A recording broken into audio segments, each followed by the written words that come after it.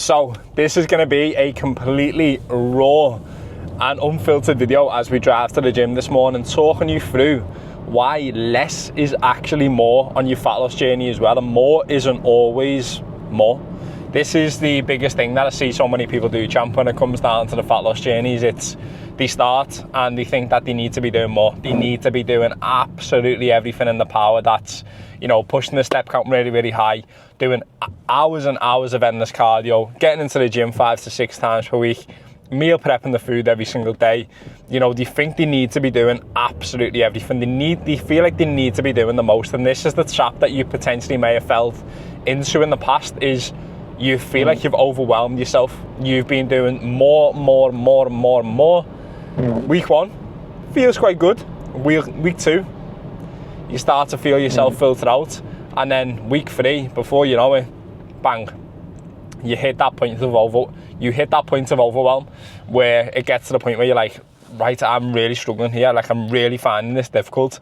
That is why more isn't always more, and less is actually more. This is something that I help my clients with all the time, and especially through the Unbecoming Project. It's really important to understand you are completely different to anybody else. You have your own life. You are your own person. You have your own responsibilities. You may have a family. You may have kids. You may not have a family. You may not have kids. You may have a business. You may be a manager within your job. You know, you may be in a high stressful work environment. You know, you could be someone who's studying. You know, you could be in university. You could be doing absolutely everything, absolutely anything. This is why it's so different that you have your own approach, you know, and not always doing more is the best answer, because, as I said, if you are someone that has got a lot going on in life, more isn't always the best thing to do. So this is why starting with a nice steady starting point in your fat loss journey is massively beneficial. So a couple of bits of advice that I think you can follow for this is ensuring that you start at a nice steady point. So let's go into steps. Let's start off with that point. Step count. If your daily average at the moment is 4,000 to 6,000 steps, let's say it's 5,000 steps on average, you jumping right the way up to 10k steps per day is not going to benefit you. It's probably going to overwhelm you very, very fast. So what is the best thing that you can do within this scenario and within this situation to start to build your steps up, to start to create momentum, reduce overwhelm, is to actually implement an increase by about 1,000 every week. So let's say your current average at the moment is 5,000. What you want to be doing from there is simply increasing them up to about 6,000. So after you've done 1 week at what your normal average is, I would definitely recommend then increasing by around 1,000 to 6,000. And then once you've done a full week, showing to yourself that you can do 6,000 consistently, increase them again by 1,000, take that up to 7,000, and keep doing that as well until you hit a point where it's slightly challenging, but it feels doable. 10k steps is not a magic number, by the way. This is one thing that I wanted to get out there. 10k steps is not a magic number. Like, it just isn't. It is pulled from a scientific study that was took years ago to basically show how many calories people would burn from a specific number of steps. And that's what they say, the average male and the average female.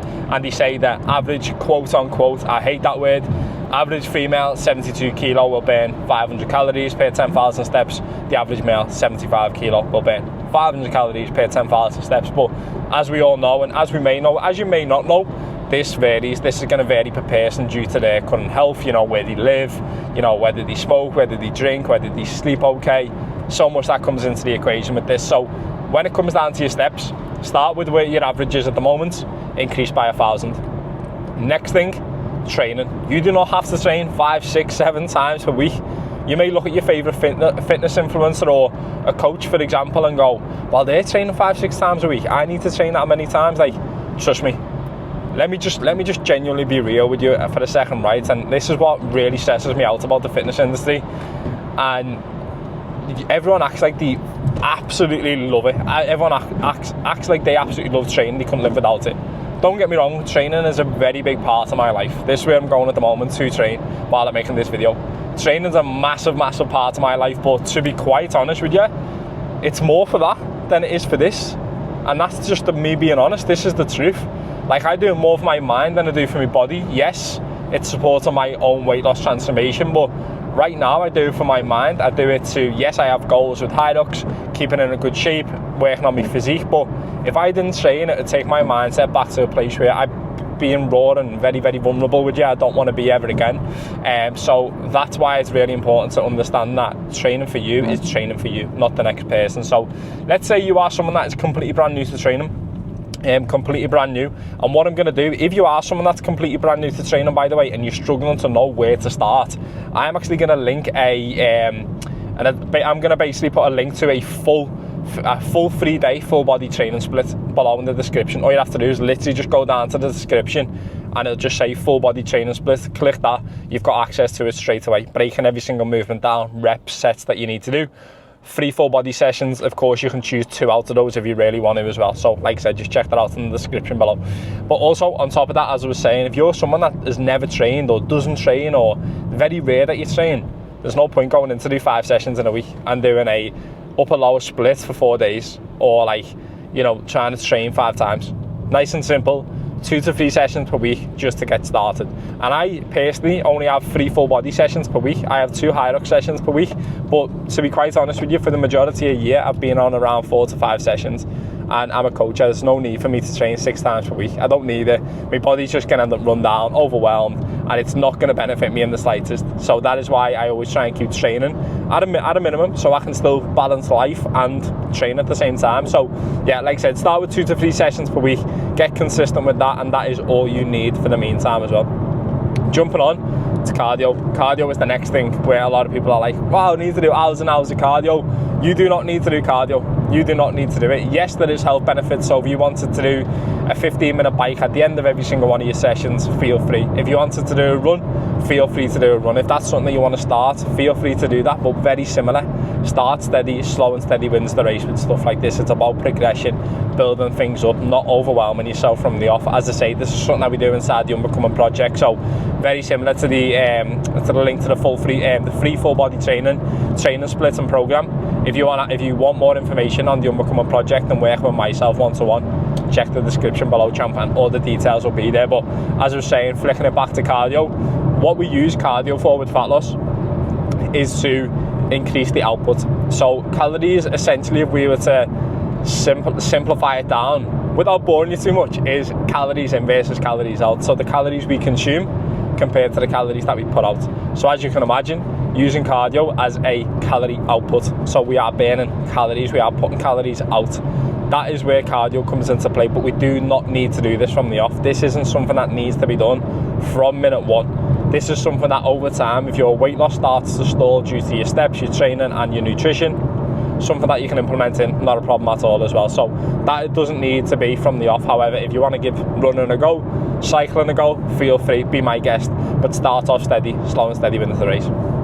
Nutrition, very, very, very important. Last point that I'm going to make as well. I know this is a very off the cuff, but I like sometimes just off the cuff type of videos. So nutrition wise, do not be putting yourself at a 1,000 calorie deficit straight away. You do not need to do that.